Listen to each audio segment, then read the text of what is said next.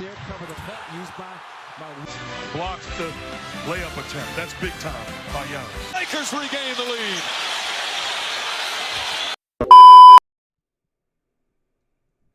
What's up, YouTube? Franchise Sports TV back again with another video. Hold on right quick. Before I begin, like, share, subscribe, and also comment down below. It all helps the channel. So, I'm reading this article. Came across this article. What's today? The 13th? So I came across this article that came out yesterday on mirror.com, UK, I think it is. And it's an article about Giannis, saying he wanted to walk away from the NBA and retire early in a startling claim. Is the title of the article.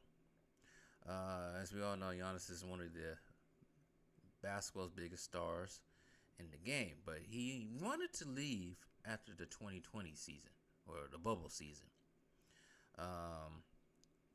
He sat down with an interview with Milwaukee Journal Sendo. I remember that paper. And there was lots of factors, the reason why he wanted to. Because we all know 2020 was a fun year. It was a sweet year. Everybody had fun in 2020. But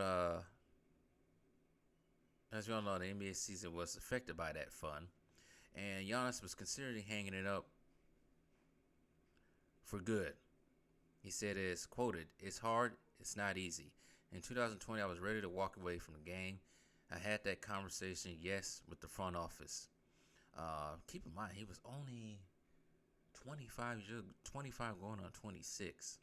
And he was about to sign that 5-year, $228 million extension, which was the richest contract in history at the time. And I guess struggling with expectations of being one of the best players in the world.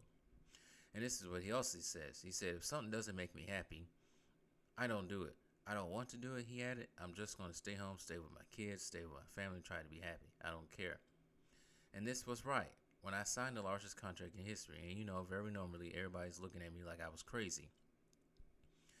And he's saying, "You just signed the largest contract in NBA history. You want to walk away from the game and all that money?" And he says, "Man, you can take that money and shove it up your ass." Sorry for my language. Being one of the best athletes in the world, that's one of the most recognizable faces around the globe, took a toll on him. And he said his mental health kind of deteriorated.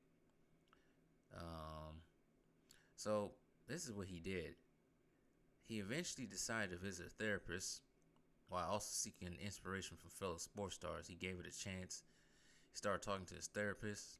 "Someone helped me put in place to appreciate all the things that I have that comes with being who I am, to be okay with myself." Then I started watching a lot of documentaries of Michael Phelps and Naomi Osaka. I watched Breakpoint, and then I see a lot of people are dealing with this. I kept talking with this counselor. He helped me a lot, not just becoming a better basketball player, but being able to deal with it, but being a better partner, better father, better brother, better son, and a better person. And another article goes to talk about who they had to play in either Miami, Chicago, or Toronto. It was either between the Heat or the Bulls. He's in the running for the third MVP. Yeah. We know about that.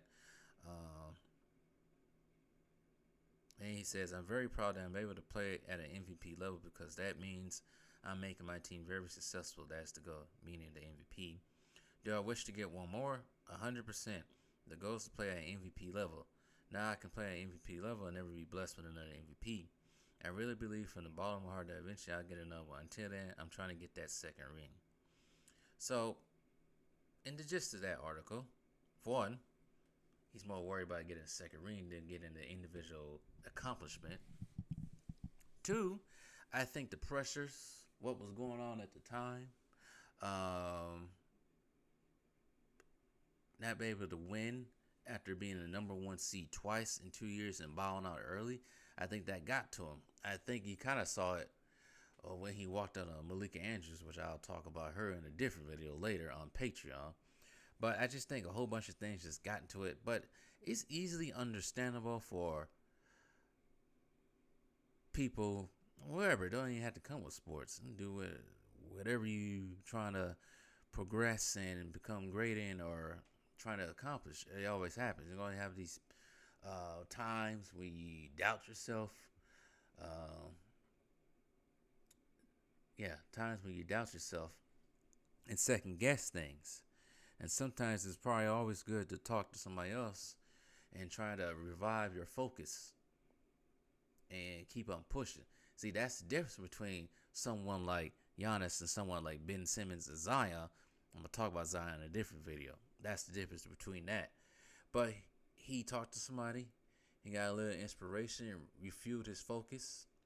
He also got some help in the front office. He ended up getting Drew Holiday. They were supposed to get Bojan Bogdanovic. I think that's his name. There's so many people with that name in the league. They were supposed to get him in a trade, but that didn't fall through. I think they got penalized for the Bucks. And I think he ended up going to Atlanta because I think he was coming from Sacramento. But they got what they needed. They ended up getting Peter Tucker later on, and they ended up winning it. He scored that 50-point. But I think this happens with most sports stars. Sometimes they don't reveal it too much. But there's a difference, though, when it comes to people like Ben Simmons or even Giannis. Because Giannis ain't the first person. We heard about this from DeMar DeRozan and Kevin Love.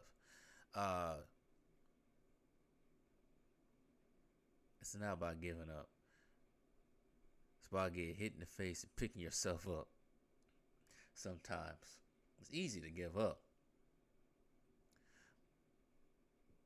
which is true, but it's also harder and more rewarding when you struggle with something and eventually accomplish it. Then you feel like I did that. I think that's the difference between people like Giannis and Ben Simmons. But that's all I got to really say about it. We won a second ring. I don't think he really cares about that MVP as much as people might think. I don't think he's going to sit there and cry about it like a certain fellow African in Philly does. But it is what it is. So tell me what you guys think. Hopefully the sound on this video is better because I keep readjusting it.